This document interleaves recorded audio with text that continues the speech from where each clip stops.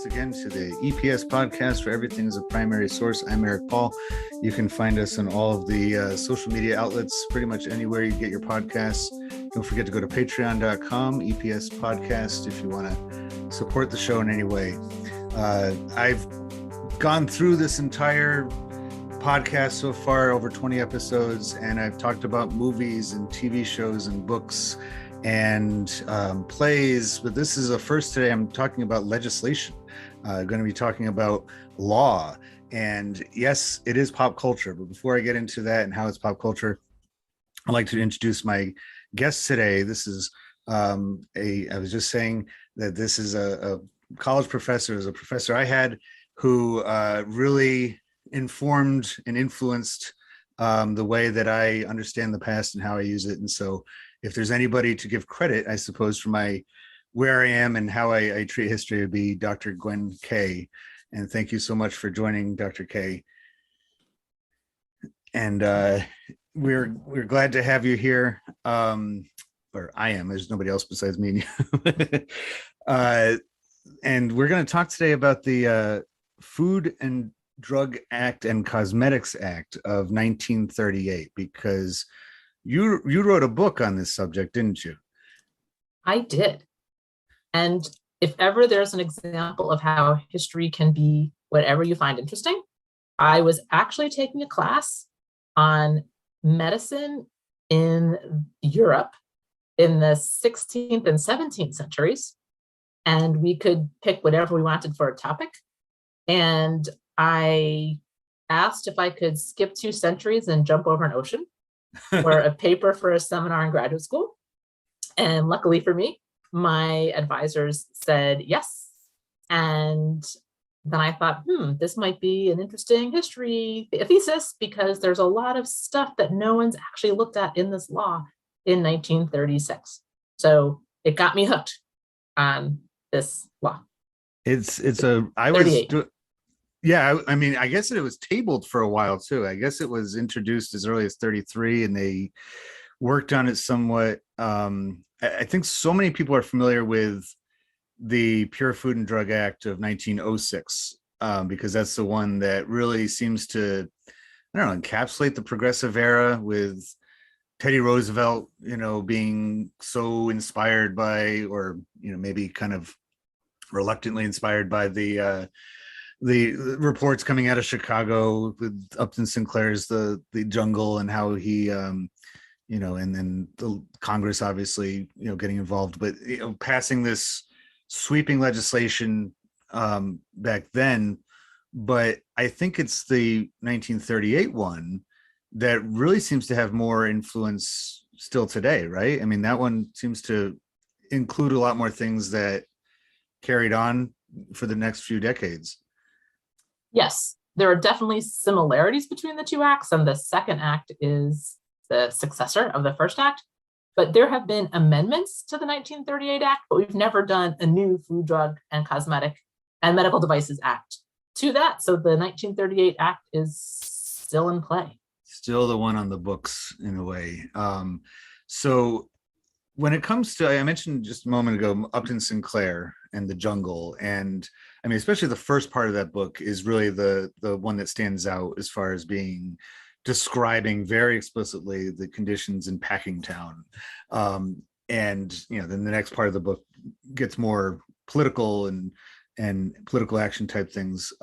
But was there anything similar to that leading up to the 1938 legislation? Was there any kind of exposés or any kind of investigations that were done leading up to it? Well, what someone has said is you should never let a good crisis go to waste. Right. So there had been work already in play. Things had already been happening in 1904, 1905, even in the 1880s, 1890s, about regulating food and drugs. And then the Jungle comes out, it's serialized, and then it's published as an entire book. And people start sending copies to the President of the United States and to their senators, essentially saying, have you read this? Is this true? Roosevelt puts together a stealth commission. They go to Chicago to check it out, and it's worse than what Sinclair reported. He was being nice. He was being nice, which is pretty sad. So in the 1930s, there had actually been hearings there have been 4 sets of congressional hearings. There wasn't a book expose in quite the same way, but there were 2 things that were really helpful in a bad sort of way. Mm-hmm. One was some very dangerous cosmetics that caused some deaths and got very, very well publicized. One was a mascara called Lash Lure. Okay. And the other was a hair removal product, a depilatory called Coram Lou. And they Lash Lure, the mascara, caused death and blindness. And the depilatory also caused extreme reactions and also death, which you shouldn't die from putting on mascara. Right, yeah. But at the same time, also, very helpfully, the FDA had made an exhibit for the World's Fair in 1933. Okay.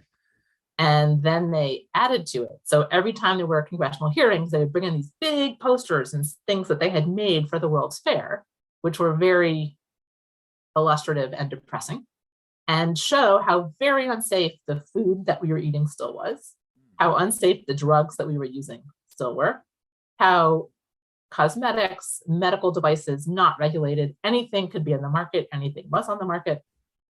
And it was really the death by mascara that was the final push to make that law get passed.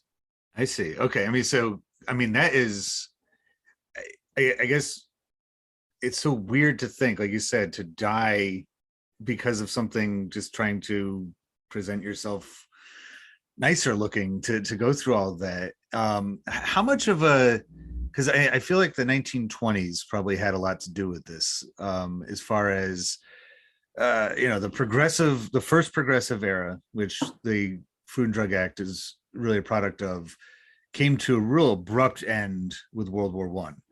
And the 20s seemed to be an entire solid decade of people just not wanting to deal with the kind of stuff that got them to World War I and the fallout from that.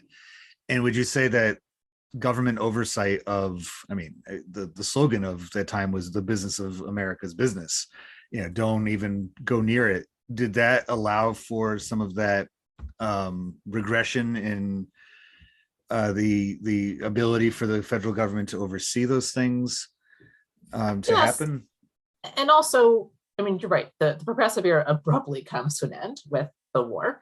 And after the war, people desperately want to forget. And also, we now have much better manufacturing technology that we've sort of invented and done things because of the war.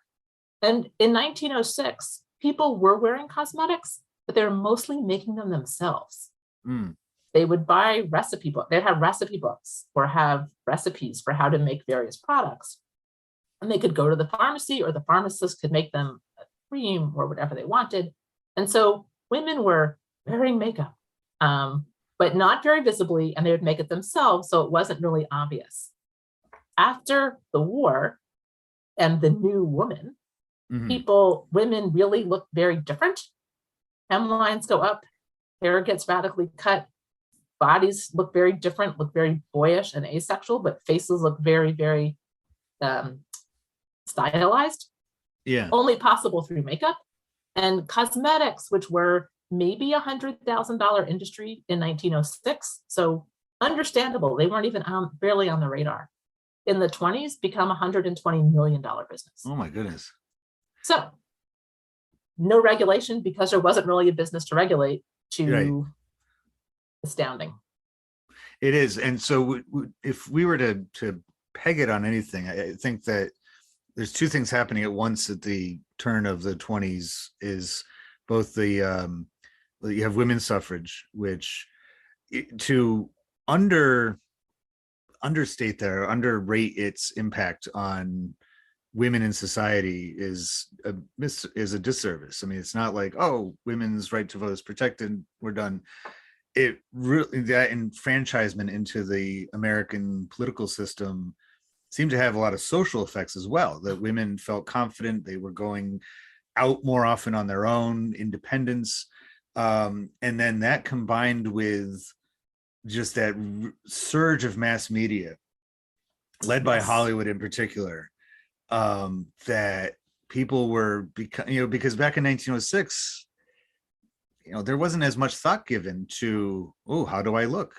People seem to, and advertising in that era seemed to be much more, and I can only imagine that if you're making your own makeup, there's that bit of almost like you're doing it for yourself. Literally, you're thinking like, oh, this is more of an expression of my own accomplishments, my own, kind of daily self-determination. Whereas uh, you're not really doing it to show off to anybody, but by the time you get to the 20s, people seem to be that much more aware that, oh man, I'm being visible all the time.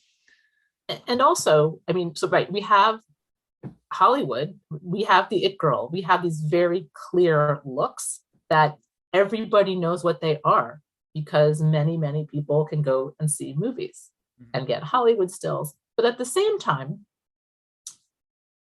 we have many more females staying in high school and graduating high school still than boys. We now have compulsory education through 16. And we also have some females going to college. And so there's a new sense of peer pressure and like new peer groups, and the teens and the early 20s. You are dressing and looking the way you look for yourself, but also for your community. Right. And we lost a lot of men in the war. So Yeah. some women need to have a profession or a career because they will not be able to get married and have someone else economically support them. And so there's a sense of freedom brought by suffrage, as you mentioned. And so there's a sense of, I'm going to look how I want to look, Right. within certain parameters. And I'm trying to look like this Mary Pickford or Clara Bow or someone Yeah. that I've seen in Hollywood. I didn't realize until just a little while ago, like as in within the hour, I was looking it up, and Max Factor was a real person. I always, it sounds like the most 80s, it almost sounds like a synthesizer band from Europe or something, Max Factor, but he was a real, and he's pretty much the, not to use a pun, but the foundation for Hollywood makeup, right? I mean, he set that standard. Right. And he is one of, I've given some talks on a few people who have had cosmetic companies, and he's one of them. And he literally is making it up as he goes along because he's in Hollywood, and what they need keeps on changing because the lights keep on changing and the film keeps on changing. And so how you need to light people for the film stock changes. And so he is literally making up new product to make people look real, not washed out under these crazy intense lights. And what starts happening is his product disappears from the set because the actors want it at home, so they look better all the time. Yeah. So he is literally, if you watch movies from the 20s and the 30s, even into the 40s, he's often the makeup guy. Yeah. Because they always tell you who does the makeup, who does the gowns. He is often the makeup guy. He really, yes, he was a real person who's had done stage makeup, for vaudeville, and shifted in. He was literally in the right place at the right time and was very inventive because he made things up like foundation, which we never had before. Right. And it's almost like making his own canvas with each individual person to work as his, final art form. And so I guess the creativity component of it also factors into the Max Factor. It's for the longest time I always thought it was like a short for maximum, and because like it has a maximum impact, maximum factor, but it's a real guy. So I guess as we move along with this analysis of the law itself, I'll skip ahead just real quick and ask, were there some companies, cosmetic companies, that perhaps were in favor of this regulation? I wonder if somebody like an established makeup artist like Max Factor would almost welcome a bit more oversight, just to kind of keep his industry a little bit more respected. So despite how much it was making in sales, the cosmetics industry wasn't quite as well organized as the food industry was, as grocers were, as the pharmacies were. But there was the sense that, especially in light of these terrible accidents that were happening, because there were other problems before the mascara incident, there was a sense that if it was regulated, then people could be assured of a good product, be less reluctant to buy it. And so if the cosmetic companies pushed for the law, they would be seen as on the side of consumers wanting safer product for consumers, where their products had to be safer. They couldn't be on the market and they couldn't be sold. Right. And there were lots of different groups pushing for these laws. And if you've ever heard of Good Housekeeping and the Good Housekeeping Seal of Approval, the Good Housekeeping Seal of Approval, their lab has been around for a really long time.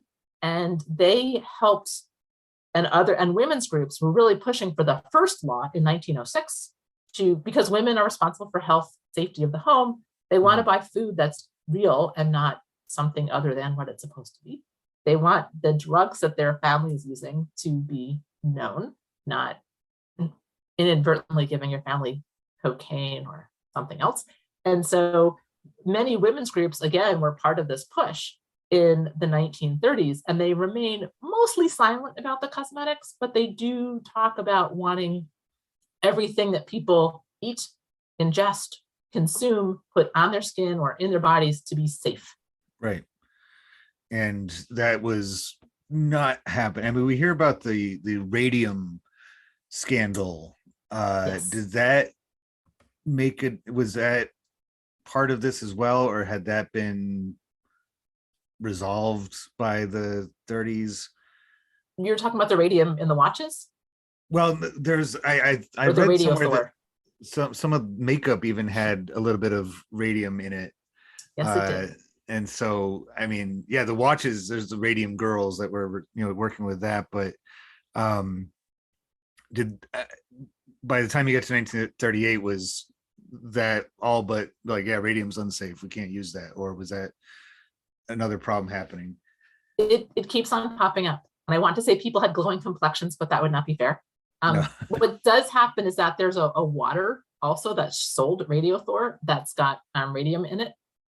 And you don't want to drink water with radium in it. People who drink it start to have minor problems like their bones in their jaw. They get phossy jaw the way the radium girls did. I see. Oh man, that's just, we don't even think twice when we got to the grocery store about buying things and ingesting them. And yet, this is not even 100 years ago, and there's just that adjustment that needs to be made where people are adjusting to the modern world. I mean, I always tell my students that if we were to travel back in time, I think the 20s, 100 years ago, would probably be the latest or the earliest we could go and still be pretty in tune with things, that we would get it by okay. We wouldn't be totally, completely shocked. It wouldn't be a culture shock kind of thing. But I guess to a certain degree there would be, because you wouldn't necessarily be able to just trust anything on the market because it's not totally regulated. And there were manufacturers who certainly knew the properties of their products. There was a lot of face products for a while contained mercury, because if you want a pale, smooth, white complexion, mercury is pretty great. Mercury used to be in paint, and lead used to be in paint. Yeah. And so you could buy face products with mercury or lead in them.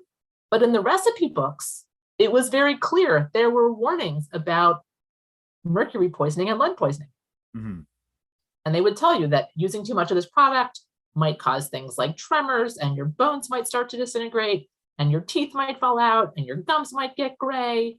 But here's the recipe anyway. That's so funny. Just as long as we put the warning on there, then you're good.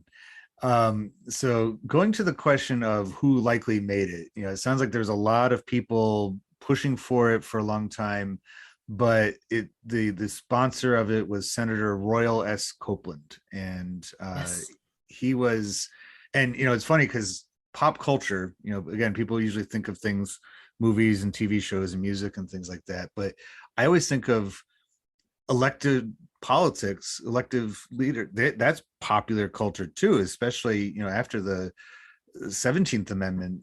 Even senators are direct, are elected by the people. So the populace, it is pop culture. Even lawmaking does fit as what the people want, what the mainstream's looking for.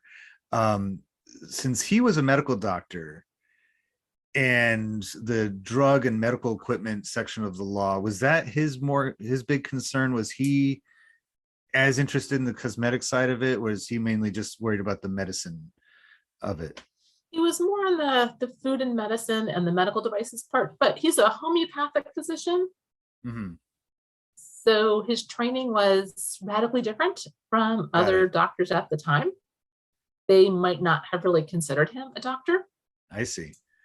Homeopaths had different training, and they believed in two laws for health. One was the law of infinitesimals. The more dilute something is, the more powerful it is, Okay. which I'll explain in a minute.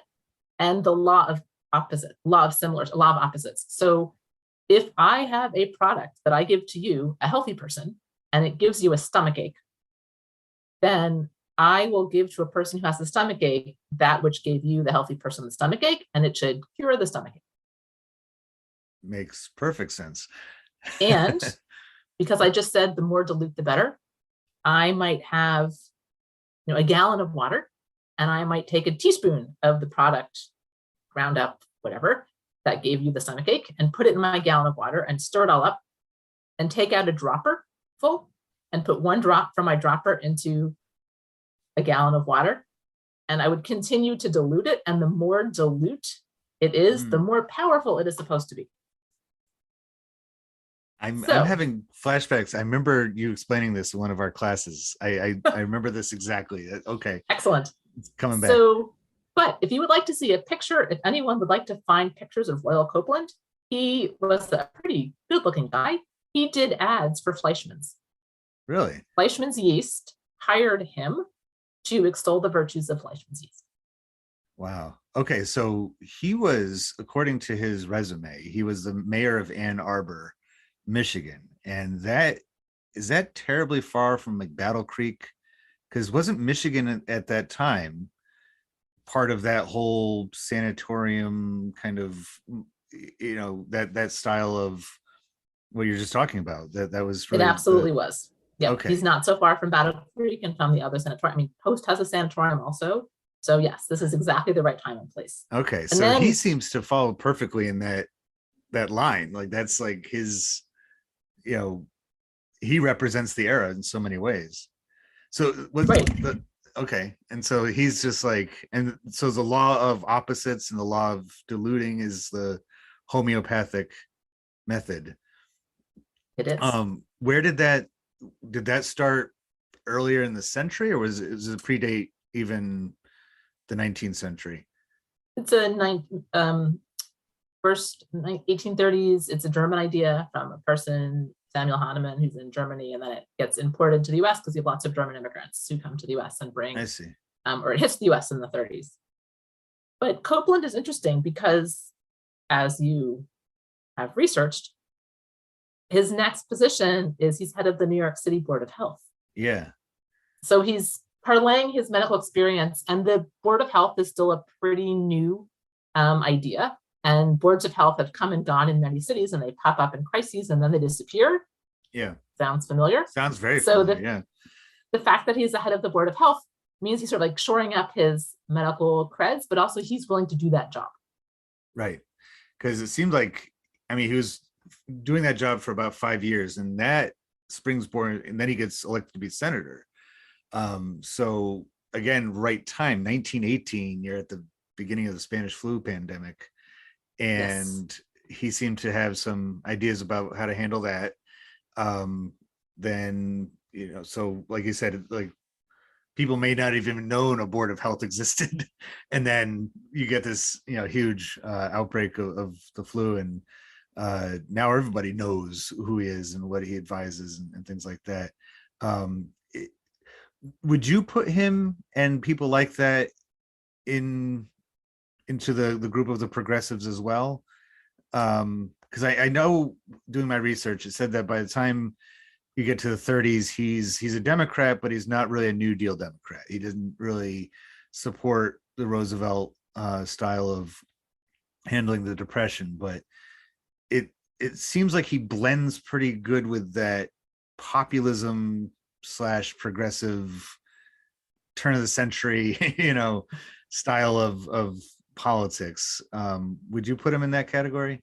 I would. There are a series of, despite the fact that we both just said the progressive period ends with the Yeah. war, there are clearly old progressives hanging around who are enacting all sorts of legislation during the New Deal on the state level, on the county level, city level, federal level. So Yeah. the progressives, and Copeland, I think you're right, is one of those people. And this is definitely a progressive piece of legislation, even Oh, though we big call time. it Yeah. a New Deal piece of legislation. I mean, and you could easily just exchange New Deal for the second progressive era. I mean, it's the 30s, and then the 60s with the Great Society would be a third progressive era. And it seems that each one is bookended by major revolutions in society where, turn of the century, you have American imperialism and industrialism. People are like, oh, what do we do with this? And then after that, with the Great Depression, really caused for the progressive ideas to get people's, they're like, oh yeah, I could go along with that. That seems about right. And this law itself, is straight out of that textbook of federal government leads the way. Federal government is the one that's going to make the decision, and that brings us to, well, where was it made? I'll skip to that one just real quick. So, like all federal legislation is made in Washington, but Los Angeles has to come up with this because that's where Lush Lash was located. Is it a coincidence that they were right next to, they're in LA with the movie industry? Probably it's a coincidence, but there could have been some ties from people doing makeup in Hollywood to people in Los Angeles making these products. And sometimes some of these products, this is definitely true for Corumlu, because it's named after the woman, Lula Corbett. They have their names embedded in some of these products. Mhm. That sometimes the people who come up with the formula for whatever their product is are the same people who sell it and pitch it.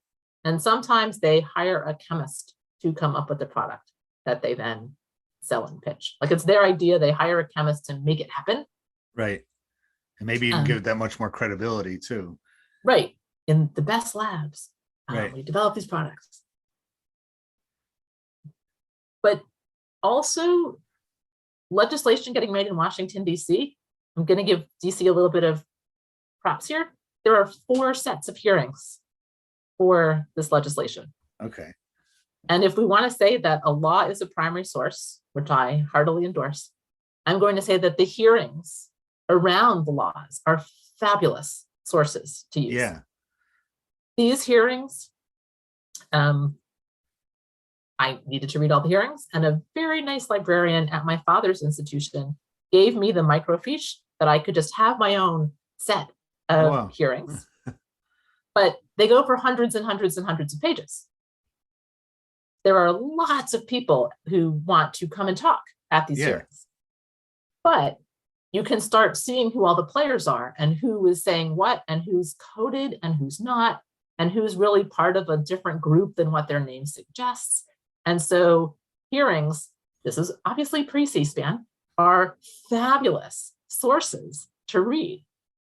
And to my dismay, I blithely assumed when I was doing some of this work in the 90s, the mid 90s, that everyone who had testified in the early 30s was dead. But not so. But not so. One day I opened up the newspaper and there was an obituary of a person who had testified at all 4 of the hearings. I have 3 of his books on my shelf. Oh, wow. He was the head of the precursor to Consumers Union, which puts out consumer reports. Mm-hmm. And he lived to 108. Oh, wow. So he must have really followed what he advertised as good consumerism. And I thought, oh my gosh, it never occurred to me to see if anyone was actually still alive from these hearings so long ago. Unfortunately, he was senile in his old age, so he would not have been able to help me. Several friends reassured me Right. because I had been talking with him over the years. But congressional hearings are really fun to read. And I am highly pushing reading congressional hearings, and they're super available now through helpful librarians and government websites. In addition to the law, sources were amazing. But yeah, so in Los Angeles, where they're making this product, there's no regulation. So they can do whatever they want and whatever they think will sell and make people buy their stuff. And that seems to be the story of, I mean, the reason why Hollywood became Hollywood as the movie industry is, I mean, there's several layers to it. One being how bright and sunny it is. They can do a lot of outdoor, because prior to that, the movie industry was centered out of New Jersey with Edison's facility. But California, Southern California provides so much more opportunity. You could have a set with just using the sun as your light and all that, but the geography, the distance from, you can't get further away from Washington, where all of these copyrights and patents for everything from the technology that you're using or modifying, or even stories that people are borrowing so heavily from without giving credit to the source material in the early days of Hollywood. You can't get any farther away from Washington just to keep away from enforcement. I mean, that was changing by the time you get to the 30s, thanks to communication and U.S. highways crisscrossing the country, and there was federal buildings being established throughout. And I'm sure the New Deal had a lot to do with that too, because oversight of New Deal programs relied heavily on cooperation with all the states and them following through with it. So I can only imagine that that benefit of being on the other coast from Washington was going away quick by the time this comes out. But I think, I mean, that to me says it all, that the for women in particular, they were watching the movies just like everybody else, but the images that they're seeing on screen are far different. Like a man is watching Clark Gable, and I know that like it happened one night, that movie had a lot to do with men stop buying undershirts, right? Because that scene where he's coyly undressing, getting ready for the night, and it turns out he doesn't have an undershirt on, and suddenly he's meant, so that's easy to replicate for a man, or if they really like his mustache, they can grow a mustache. But for a woman to try to emulate what she's watching on screen, and those screens are huge, so it's like you get up close images of everybody's face all the time. Was it that much? Would you say that this law seemed to be more about women than men when it comes to the cosmetics? Yes, although men are using soap and shaving products and Okay. things that are regulated, although they're not going to see it that way. Mm-hmm. Also, women are the primary consumers. We know that most of the consumption decisions in a household, including really big items like cars, women have a major hand in or are making solely. So if you want women to buy your fill in the blank here, appealing to their nature as seen in this is healthy, this is clean, this is following the new law, might be really helpful. And we have a lot of testimonials. If you look at advertising in magazines, and many magazines are now digitized and you can sort of virtually flip through page by page. Yeah. There are lots of ads where a beautiful woman named is giving a testimonial to how oil of Olay has kept her skin young and beautiful. It's the only beauty product she uses to look so young and beautiful. Mm-hmm. And then you have her name, and she's a society person, or she's an actress. And so they're definitely pushing this image and this glamour that is very much Hollywood glamour. Right. And most of us don't have soft focus when we're walking around. Right. Unfortunately. So they're definitely selling this Hollywood glamour as part of why you need to buy these products. And that impacted dentistry as well too. I mean, your big Hollywood smile, get that Hollywood smile with just as toothpaste, or the dentist and whitening devices and things like that. It seemed that movies, I mean, and they continue to inform us and influence our everyday lives and fashion trends and things like that. And yeah, this law is just like anything else, where it seems a certain amount of time goes by and then regulation shows up. They're like, okay, gone too far. If women are, um, and the lush lash thing really, that made me think of 1939's The Wizard of Oz quite a bit, because, and I got to do a podcast at some point about Wizard of Oz, because I always go back to it, it seems. And I've said before to people, I'm like, it's not my favorite movie of all time by any means, but I think it is the greatest movie of all time. It's the most complete. And given its source material of the 1900 book, The Wonderful Wizard of Oz, and then I think in the whole journey trope in it, I think a lot of people, they get caught up in the bimetallism of the book, with the gold silver standard and all that. And then they get to the 30s and they see it as, well, they're taking a journey, so much like all the Okies heading out west to California to try to find work, or maybe like the bonus army marchers heading from all points in the US to Washington starting in 1932 and then every year after that. But I feel that in that story, there is several jabs at its own industry, at Hollywood. And it really comes to a point when the Dorothy and her friends arrive in the Emerald City, and they start singing the song, The Merry Old Land of Oz. And there's a line early, I think it's right at the beginning of the song, where they say, we wake up at noon, go to work at 1, have lunch, and we're home by 2. Kind of like, you've made it to Hollywood. Because early in the movie, when Dorothy's thinking about running away from home, the first person she meets is a failed entertainer. I mean, you have Professor Marvel, and he's like, I don't know, roasting a hot dog, for my dinner, so it's not that great of a life, kid. You might want to rethink heading out of town looking for some kind of hope. But then later on in that song, The Merry Old Land of Oz, and I never really like sunk in until recently. I was watching the movie and I'm like, so the manicurist, that the beautician is working on Dorothy, and she said, we can make a dimple smile out of a frown. And Dorothy responds, can you even dye my eyes to match my gown? And she's like, uh-huh. And then Dorothy responds, jolly old town. And I'm like, the Emerald City is Hollywood. And I mean, dyeing your eyes, that sounds so, I've heard of color contacts, but to actually just to match your, and I gotta think that that's like a dig that the makers of that movie are trying to, and I don't think it's a coincidence that film came out when it did. Obviously they're making it in 1938, while simultaneously there's regulation on those kinds of things happening across the country in Washington.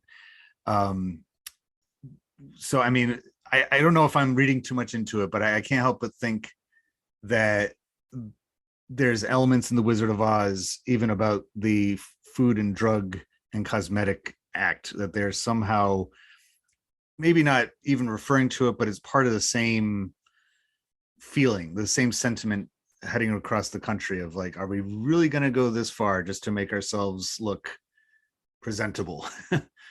Well, and one of the things that I always liked about that scene is that it's a job for women. We now have this new job that never existed before. We have hairdressers and cosmetologists. They are regulated. They are fully in support. Their organization, the National Association of Hairdressers and Cosmetologists, is fully in support of this law, because they want people to come into their salons to have their makeup professionally applied, to have their hair done. Getting a perm is a pretty scary thing. You're breaking hair bonds, reforming them, big appliances that look really frightening. But to have a manicurist, this is a real job. This is something that women are doing, able to support themselves and or their families. And so I always saw, and here's a job that women are doing in the 30s, even though there's a depression on, women are still going and getting something done. And I always found that very empowering.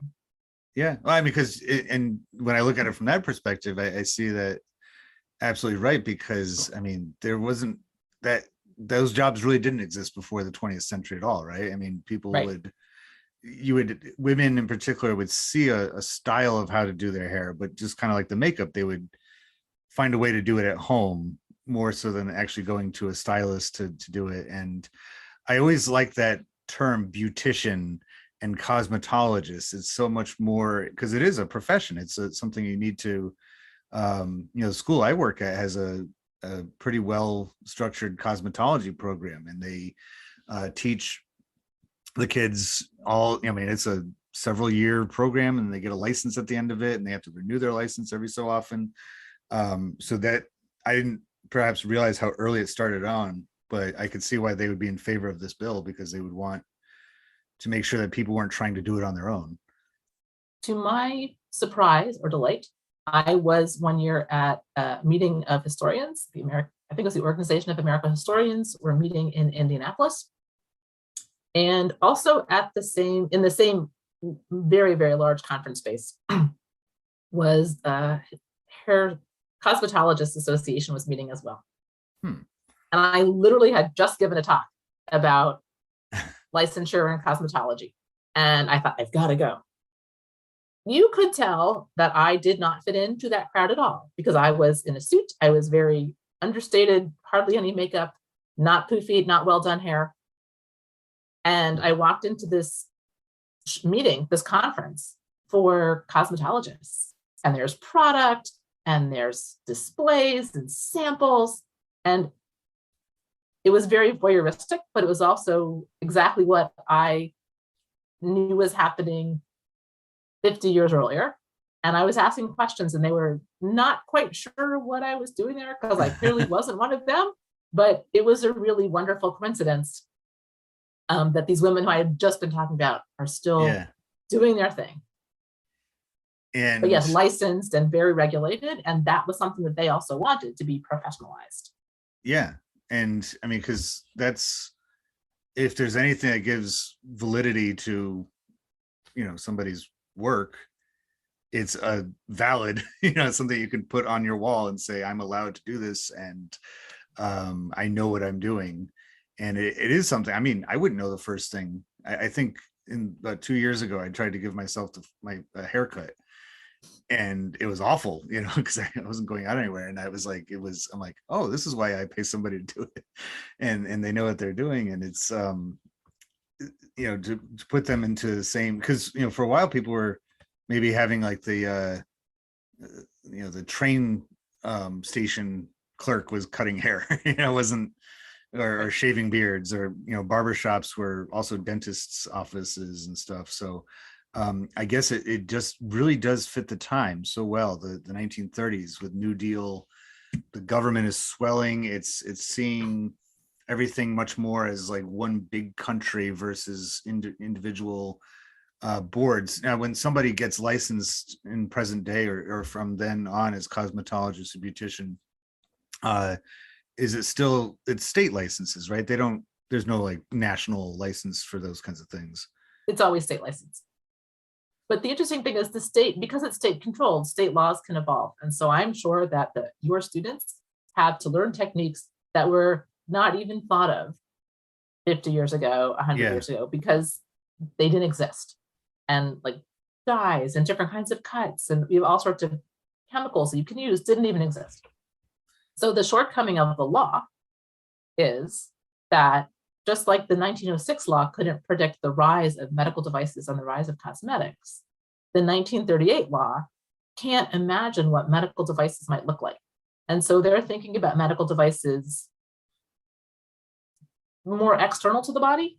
Mm-hmm. A pacemaker? Not even A stent?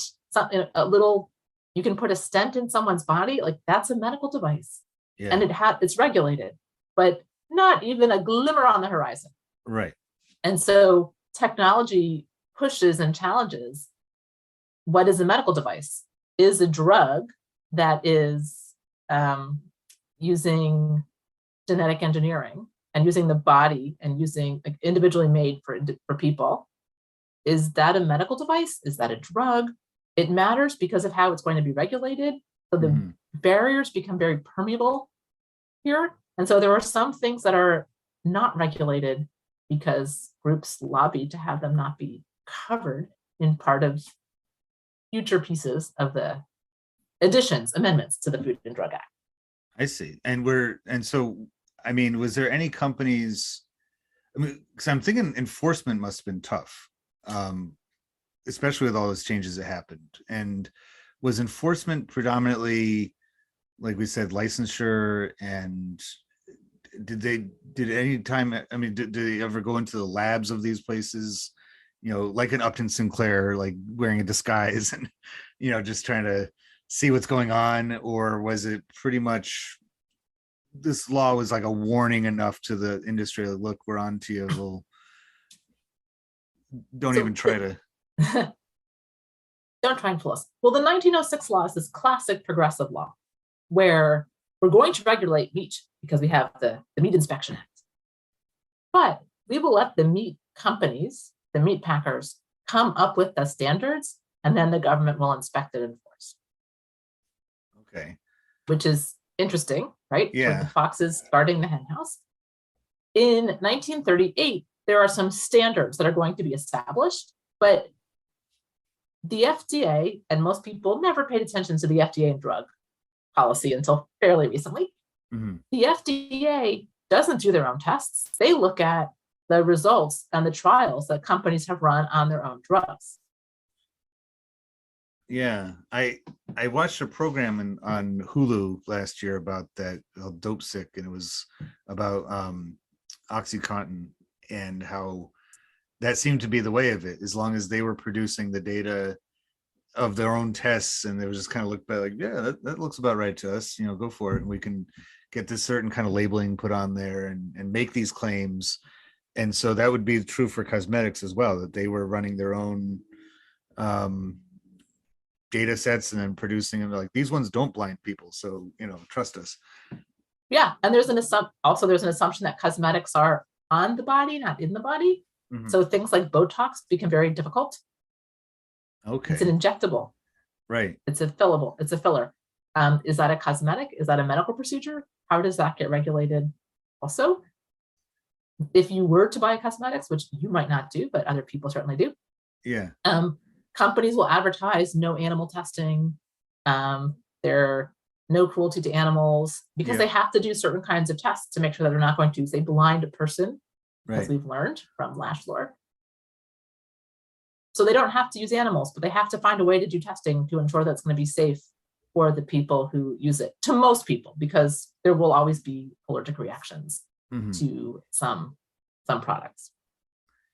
So I guess to sum this all up into acting as a primary source of the era, I mean, is there a reason why you think that people were so, I mean, going back to your research from centuries before, this desire to use alterations, just whether it be, putting things around your eyes or is that ever seem to be ending? Well, I mean, would anybody ever say, I just really don't, it's not worth it? Or, do you foresee that we'd ever go back to that more homemade version of cosmetics rather than, just kind of trusting the industry to develop all these things on its own?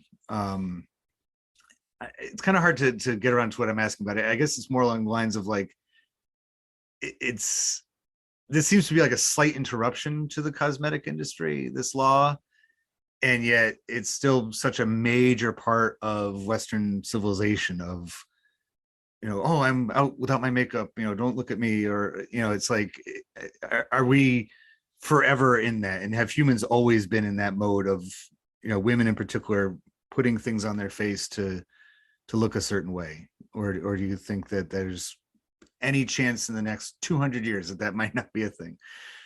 I think women and men have long used products to alter their appearance, making their hair different color or darker, making their skin paler, fairer.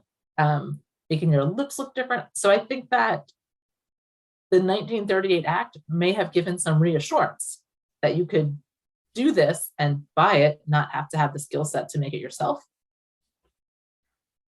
And it wouldn't hurt you in a way that it might have previously. So you could use product with impunity and not have to worry about it. The fascinating thing to me in the last 2 years is we saw a lot of do-it-yourself things happening. Everything, yeah. We also saw a lot of cleaning, and so people would get rid of things that they should have gotten rid of, makeup and things that wasn't good anymore. But we also had a rise of lots of small companies, especially by women of color, especially by natural products and different products. And suddenly there's a market for niche products that if you want to buy a hair product formulated for your kind of hair, it's now out there because someone spent time locked down doing it and figuring it out and marketing it. And it's going to be safe because it has to be meeting certain standards to be on the market. And now you can get a product that actually works for your hair, whatever that is, instead of only using the few companies that produce all the stuff that's on the market. And so in a way, this 1938 law really was a necessary component to get us to where we're eventually at now, where people they have certain confines to stay within if they want to develop that.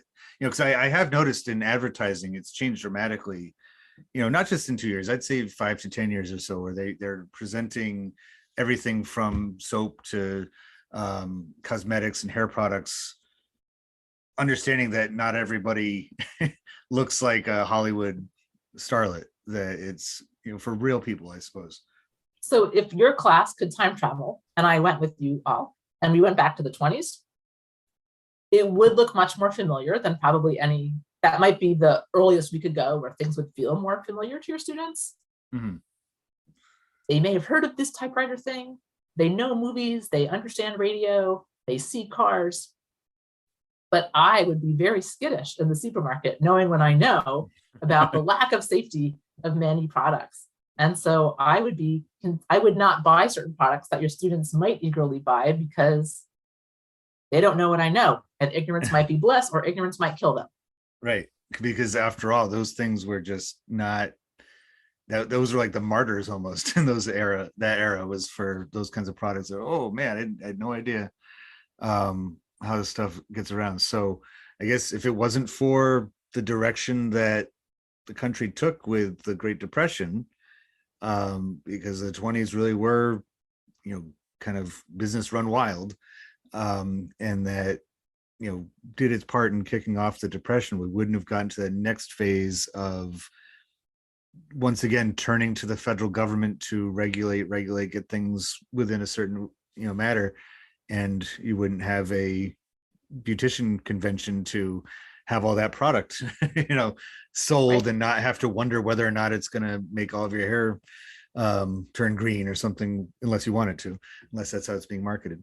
So this was a fun go around of taking on a law as a primary source of pop culture. And I'm glad it worked out so well. When you showed me that photograph of all the products that you have, that, kind of made me think, I'm like, there's a lot there. Maybe this law should be what we go after. Were most of those different cosmetics from pre-1938 or post-1938, or a little bit of both? A little bit of both. So if anyone goes to any random antique store, there's often a counter with jewelry, and sometimes mixed in with the jewelry, there are cosmetics and little packages. And since I was studying that, and they're pretty inexpensive, this was something that I was often looking at. And I would see brands that I recognize. I have some Max Factor product. Okay. I am not a scholar of very specific brands, and some of the cases don't have names on them. And so I've tried to match up the time period, but not all of them are clearly pre or post 38. However, the endurance of cosmetics many of the cosmetics, and mostly they have powder in little tins. If the powder is still there, it has the right color, and it still has the makeup smell. Mm-hmm. And this is a product that is maybe 100 years old or 90 years old. Oh, man. So a lot of chemical use there. Yes, I'm sure it's, it's almost like I remember seeing a Tootsie Roll from about that long ago, and somebody's like, you can still eat it. I mean, it's there was a lot of, you're right, there's a lot of experimentation with various chemistry concoctions to see what could last. So when I was telling people, what are you working on? What is your dissertation on? What is your book on? If I said makeup, they didn't really know how to interpret that, because that's not really scholarly and worthy of study. I disagree. Yeah. But if I said I'm studying the regulations around makeup, and I'm studying this law in particular, people responded very differently, which is human nature and what we think of as a source and valued and worthy of study. But I love this law. I am profoundly grateful that this law exists. It makes us safer every day in everything we do. And I wouldn't say that about every law that's ever been passed in this country, but inadvertently, I think I chose a winner. I think you did. And it really is, I mean, like we said at the very beginning of this, it's enduring. I mean, it's been amended, but it's enduring since that era. And for so many reasons, it's a perfect product of that time. It's, like all the forces kind of came together all at once to then I don't know. I mean, maybe I'm off by a couple of years, but I have a feeling that the Hollywood Code also is around that same era of Congress stepping in and regulating the kind of material that could be presented in film. And so I wouldn't see that as I don't think that's a coincidence if it's that same time period. So I think the code may have been self-imposed, but it was partly to That's right. It wasn't Congress. The Catholic Legion of Decency in 1934, the Hayes Codes after William Hayes, who was the head of the Movie Producers Association. And yes, things radically changed pre and post code. I will make a source plug, which is the website for the FDA has a history section on it. And they have some of the posters that were presented at the congressional hearings on the website. They give a history of how the law has been amended over time. Federal agencies employ historians. Yes. So the website at the FDA is written by the historians at the FDA who were trained as historians of medicine professionally. And then they work for Health and Human Services at the FDA to help with whatever is needed, but also the resources that they have made available on the website for the history are phenomenal, as they are in every federal agency, because they have historians using the primary sources of that body to tell their story. I think I may very well, because I know I did use that site in researching, and you're absolutely perfect description of it. It's very well written and easy to follow, and you can tell a trained historian put it together, not just somebody like something in 1938 happened. Like they actually have what they have to say about it. And I think I may very well share this finished podcast with them. They might be interested in seeing how it can be utilized as a primary source. But I thank you so much for taking so much of your time today and to talk about this.